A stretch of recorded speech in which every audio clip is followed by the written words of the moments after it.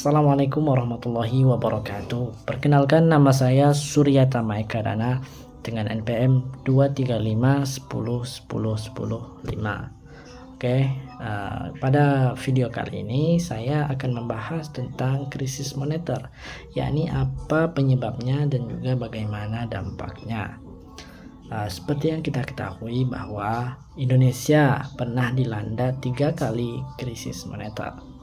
Yang pertama adalah krisis moneter tahun 1998, dan yang kedua adalah krisis moneter tahun 2008, dan yang ketiga adalah krisis moneter yang disebabkan oleh COVID-19 pada tahun 2020. Namun teman-teman, di video kali ini saya tidak akan membahas krismon tahun 2008 dan 2020. Namun saya akan membahas tentang krisis moneter tahun 1998 atau krisis finansial Asia 1997-1998. Oke, langsung saja teman-teman disimak. Jadi krisis ini dikenal dengan nama krisis moneter atau Krismon tahun 1998. Mungkin teman-teman sudah melihat beberapa berita dan cuplikan video di sosial media tentang berita mencekam, baik dari segi ekonomi, politik maupun sosial, demonstrasi mahasiswa, sampai nilai tukar rupiah yang sangat anjlok. Yang tadinya tuh $1 sama dengan 2.400 rupiah, langsung jatuh nilainya sampai $1 tuh sama dengan 16.000 rupiah. Gara-gara kejatuhan nilai rupiah, ada banyak banget bank dan perusahaan yang bangkrut di Indonesia. Sebetulnya pemicunya apa sih? Yuk kita bahas. Nah, mungkin banyak di antara teman-teman yang masih belum tahu bahwa krisis moneter tahun 1998 itu awalnya dipicu dari krisis negara tetangga kita, yakni negara Thailand. Wah, gimana ceritanya negara Thailand tuh bisa menjadi penyebab krisis finansial Asia? Jadi ceritanya seperti ini. Pada tahun 90-an, ada ketimpangan antar suku bunga Thailand dengan negara-negara lain, khususnya dengan negara Jepang. Jadinya, suku bunga di negara Thailand itu sangat tinggi, hingga 10%-an. Sementara suku bunga di negara Jepang itu sangat rendah, berada di level 2%-an per tahun. Kondisi ini tuh bikin beberapa pengusaha di Thailand pengen coba buat skema bisnis yang memanfaatkan ketimpangan suku bunga antar dua negara tersebut. Caranya dengan bikin perusahaan falas atau forex. Terus perusahaan tersebut tuh pinjam uang dalam jumlah besar ke Jepang yang pengembaliannya rendah. Terus dana tersebut didistribusikan menjadi utang kredit di Thailand yang punya pengembalian bunga yang tinggi. Awalnya aliran dana segar yang besar buat para UMKM dan masyarakat Thailand itu terlihat positif karena pertumbuhan ekonomi di Thailand tumbuh di atas 8% di awal tahun 1990-an, khususnya di industri. Ekspor Thailand itu semakin produktif menjual hasil produksi dalam negerinya ke pasar luar negeri.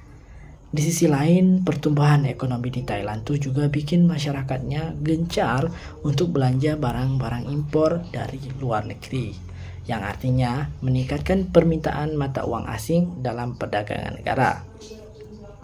Thailand sampai akhirnya di tahun 1995, Thailand itu mengalami persaingan bisnis ekspor dengan negara Cina.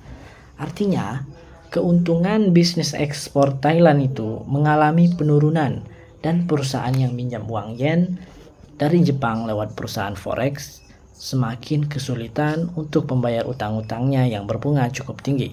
Dengan semakin menurunnya industri ekspor dan kredit utang macet yang semakin membengkak, pemerintah Thailand tuh akhirnya mengambil kebijakan untuk membantu pelunasan kredit macet tersebut dengan memakai cadangan devisa mata uang asing milik pemerintahan Thailand.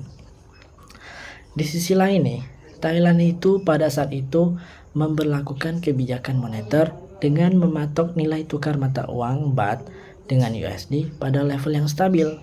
Wah, kok bisa sih? Jadi, bikin nilai mata uang tukar uang jadi stabil secara teknis itu hal biasa dilakukan dengan mengorbankan cadangan devisa negara. Jadi gini, pemerintah itu pakai cadangan devisa negara buat mengintervensi tingkat fluktuasi permintaan baht terhadap US dollar. Artinya, pemerintah Thailand ngeluarin cadangan devisa dolarnya dalam jumlah yang sangat banyak dan besar, memenuhi bursa perdagangan mata uang buat menguatin baht. Masalahnya, cadangan devisa negara Thailand tentu ada batasnya dan nggak mungkin selamanya bisa menahan kredit macet dan menstabilkan nilai mata uang secara bersamaan. Akhirnya apa? Yang terjadi pada tanggal 2 Juli 1997, pemerintahan Thailand mencabut kebijakan buat untuk menstabilkan nilai tukar baht. Jadi, nilai tukar baht dibiarkan berfluktuasi berdasarkan permintaan dan penawaran di bursa perdagangan mata uang. Akibatnya, nilai baht langsung turun 20% hari itu juga.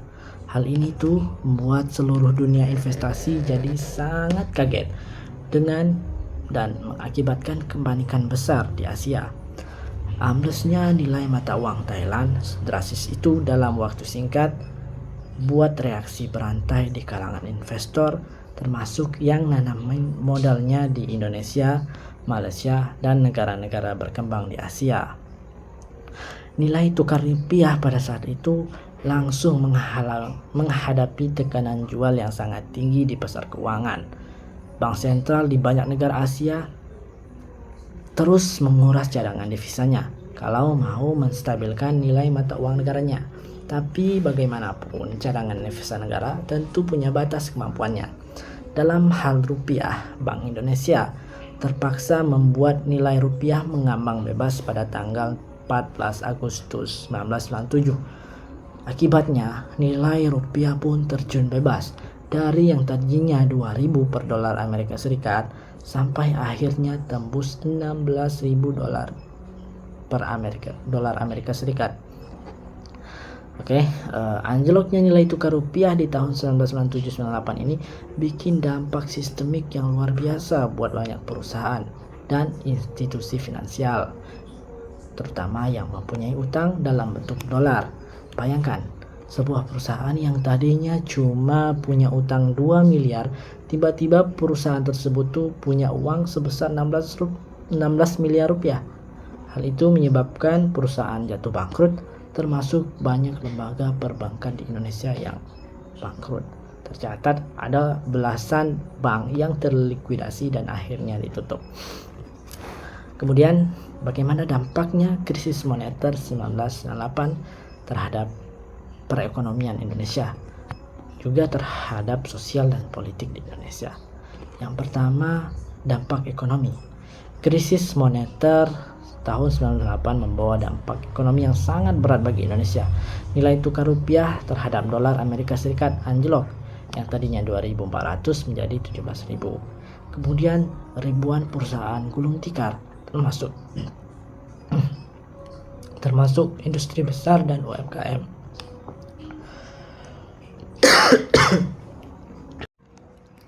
Kondisi ini menyebabkan pengangguran melonjak tajam, yang tadinya 4 juta rupiah melonjak lebih dari 9 juta rupiah pada 1998.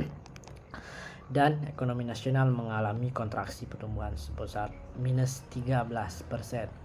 Kemudian dampak sosialnya, angka kemiskinan meningkat drastis, akses terhadap pendidikan dan layanan kesehatan memburuk, dan banyak anak putus sekolah karena orang tua tidak mampu membayar biaya.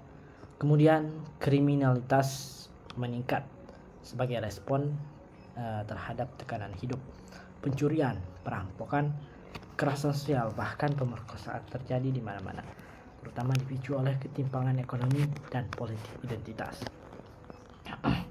Solidaritas sosial sempat tumbuh di kalangan masyarakat tengah ke bawah, namun ketimpangan dan kepanikan massa memicu instabilitas sosial yang membara. Kemudian dampak politik. Secara politik, krisis ini memicu perubahan yang paling drastis dalam sejarah kontemporer Indonesia. Ketidakmampuan pemerintah dalam mengolah krisis menyebabkan gelombang protes besar-besar dari mahasiswa. Pada Mei 1998 terjadi kerusuhan massal di berbagai kota besar di Indonesia, terutama di Jakarta. Gedung-gedung dibakar, pusat perbelanjaan dijarah, dan terjadi kekerasan terhadap kelompok etnis tertentu. Lebih dari 1.000 orang tewas dalam kerusuhan besar ini, sebagian besar kena kebakaran dan juga bentrokan. Puncaknya pada tanggal 21 Mei 1998, Presiden Soeharto mengundurkan diri dari jabatannya setelah 32 tahun berkuasa untuk memimpin Indonesia. Ini menandai akhirnya Orde Baru dan dimulainya era reformasi yang ditandai dengan pembukaan ruang demokrasi, desentralisasi kekuasaan, dan upaya pemberantasan korupsi. Sekian dari saya, Surya Temekadana.